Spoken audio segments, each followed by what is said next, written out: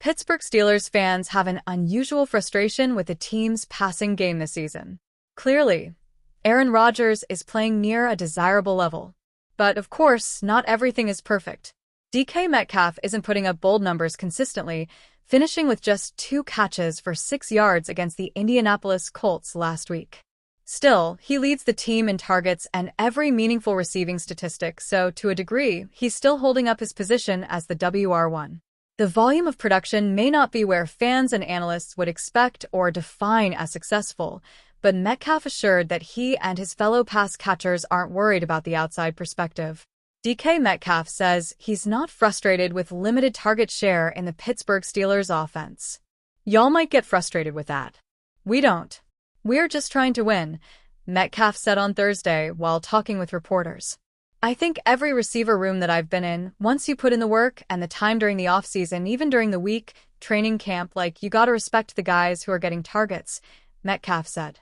"From the moment I got here, everybody's worked their butts off, so everybody rightfully deserves a shot at the ball. There is but one football, and Rodgers has been spreading it out consistently. 7 players have at least 20 targets through 8 games, but no one has more than Metcalf's 47. In a way, Pittsburgh has foregone the need for a WR2, as nice as one would be, by putting the ball in the hands of as many different playmakers as possible to make opposing defenses respect everyone in the offense. Of course, defenses are still keying in on Metcalf as the biggest threat. Metcalf expressed that he's fine with defenses doing that, especially when his teammates can reap the benefits in a manner that leads to wins. Metcalf is currently on pace to have 100 targets this season, the lowest in his career since his rookie season. While he's had some frustrating penalties and other bad habits that carried over from his Seattle days, it's a welcome surprise that he's taking the limited target share in stride. The Seahawks only had 1 losing record while he was there, but missed the playoffs 3 times. Winning cures all, though, and that seems to be the case for Metcalf in Pittsburgh this season, with the team standing at 6-3, 4th in the AFC standings. And, to Metcalf's point, if the rest of the pass catchers in the offense prove effective enough, they'll draw more respect from defenses that will open up opportunities for him as the top receiver. In the meantime, his status as a big play threat is drawing enough attention to help the offense move the ball at least somewhat consistently compared to past seasons. Either way, it's a winning formula most weeks, and that's enough to keep Steelers fans and Metcalf happy enough for now. If we have learned anything about these Steelers, it is that they are capable of playing at a Super Bowl level, especially on defense, and they are also capable of looking like a bottom feeder, sometimes within the same game. That is life in the NFL, but the Steelers' swings seem to be more extreme than most. Very few teams are capable of reaching the high of playing defense at a level the Steelers did Sunday in a win over the Colts.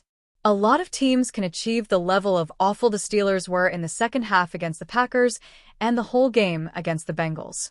That's probably the nature of this team and isn't going to change. I don't see it achieving a level of consistency because there are still a number of flaws on both sides of the ball. The offense is not quite good enough to carry the team, but it is good enough to win if the defense does its thing like it did Sunday. Aaron Rodgers has willed the offense to be better as a whole than the sum of its parts, but it doesn't have a lot of explosive capability, and that will hold it back. So, sure, the offense will be good enough to score 20 to 24 points, and many weeks that can be good enough to win. But it will never be the side of the ball that leads the way. The defense is the unit that this season's fate rides on. That is often the case, but there were a number of years with Ben Roethlisberger when the Steelers' offense was capable of bailing out the defense. That's why it was so important Sunday against the Colts that TJ Watt, Alex Highsmith, Jalen Ramsey, and Cam Hayward all played so well and all had high-impact, game-changing plays. For the most part, this Steelers defense is fueled by stars making big-time plays. The Steelers have superstars on defense who are capable of changing the game, and that's exactly what they need to do. They need Watt to disrupt plays like he did with a strip sack of Daniel Jones that changed the game against the Colts completely. Ramsey is now a safety, which means he is going to be asked to make more plays from more places on the field. Highsmith had been mostly anonymous this season, and even some of last season. He was one of the highest paid players on the defense, but some weeks, Even weeks when he was playing you didn't notice him, and there was some talk that he should be replaced permanently by Nick Herbig. That all changed Sunday when Highsmith had 2 sacks and 3 tackles for loss, and seemed to be involved in blowing up a number of other plays. It was the first time I can remember for a long time watching a game where Highsmith was clearly one of the best players on the field. It helps that Peyton Wilson and Patrick Queen made big plays as well, but those guys aren't the ones who will lead the way. The Steelers need their complementary players to play well, obviously, but the defense operates at its highest level when the stars shine. There are too many games recently when the stars don't come out to play and don't shine, and that leads to what we saw against the Packers and Bengals. I have no doubt if the Steelers stars on defense show up every week that they will have a lot of success and have a chance to win against any team. That much has played out on the field through the first 8 games. The question becomes, was Sunday just a fluke, a rare day that all of the stars actually shined? Or is it the start of something big? In some ways, the Colts game was as much about the coaching staff stepping up as anything else. They surprised the Colts with a number of different formations and changed schematically how they attacked them, especially on early downs.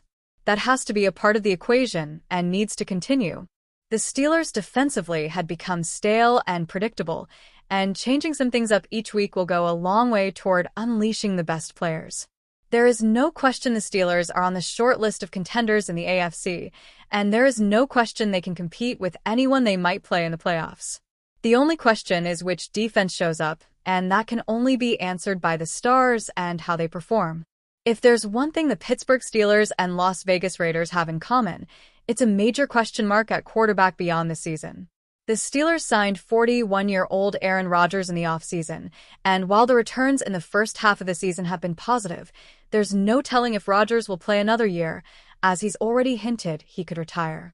Pittsburgh did draft a quarterback, but Will Howard, a 6th-round pick, remains a total wild card and is unlikely to see the field in 2025, so it's tough to gauge where he is in his development and if he can take over in 2026.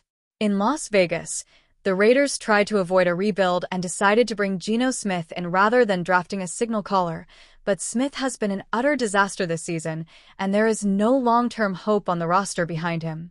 Knowing all that, Bleacher Report's Mo Moton believes the Raiders and Steelers will have interest in trading for Arizona Cardinals quarterback Kyler Murray, who Moton believes could fetch multiple future first-rounders in a trade. Murray, whose contract carries another year of guaranteed money, would be an ideal fit for a squad that needs a quarterback but isn't in a position to draft a top prospect. Murray has been dealing with a foot injury that landed him on injured reserve, and in that time many have wondered if the Cardinals were using the foot injury as an excuse to hide the fact they're benching the veteran signal caller for Jacoby Brissett, who has actually provided an upgrade under center. While we can't say for sure that's happening, it's fair to wonder if the Cardinals might be willing to part with Murray in 2026. The Cardinals are in last place in the ridiculously competitive NFC West in year 3 of Gannon's tenure, ESPN's Jeremy Fowler reported this week. But the growing sense around the league is that, even if they miss the playoffs and get to the end of the season without Murray proving he can be their QB of the future, the Cardinals are likely to give Gannon and GM Monty Ossenfort a chance to stick around and pick their own QB. Murray was in place and signed long-term when they got there. We would cancel the Raiders out of a possible pursuit of Murray, mostly because the expectation is they're going to stick with Smith for another season. We would also expect Las Vegas to draft a quarterback of the future early. The Steelers are more likely to make this kind of move because they'll probably still be in win-now mode given the age of their roster and the franchise's overall reluctance to ever rebuild with Mike Tomlin at the helm. Pittsburgh will likely be sitting somewhere in the middle of the first round or later in the draft, so the top quarterbacks will be out of reach. If Rodgers retires, you can bet your bottom dollar the Steelers will be looking for a veteran to start in his place, which puts a trade for Murray on the table. However, the fact that Murray comes with a $230 million contract that runs through 2028, and given his struggles this season and lack of playoff success, we just don't see Arizona getting multiple first-round picks for Murray's services, and the Steelers should not pay that price, either. If that's what Arizona is looking for and remains steadfast in getting it, there aren't going to be many, if any, teams interested in acquiring Murray.